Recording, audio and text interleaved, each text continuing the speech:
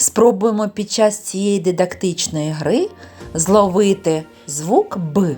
Якщо ви чуєте в словах на початку, всередині або в кінці звук Б, плескайте в долоньки.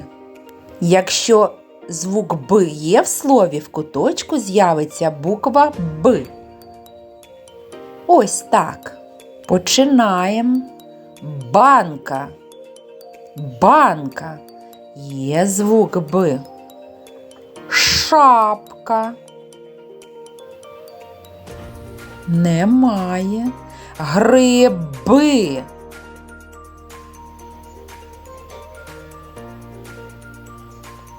Жираф. Немає звука Б. Бочка. Бочка. Груші.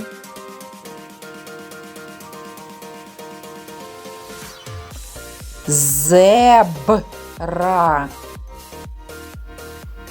Краб.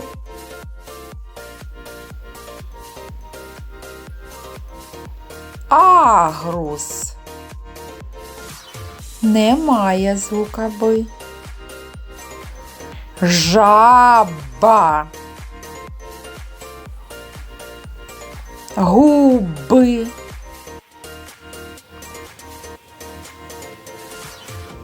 Їжак.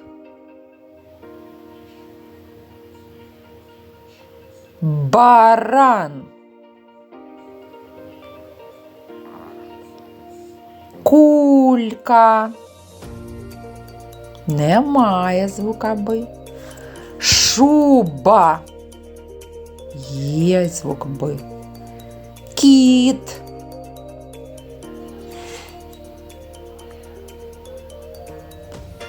Рибка.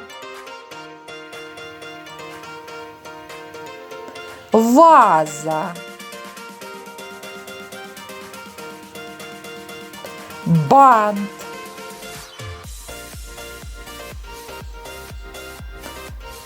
Жук. Немає. Батон.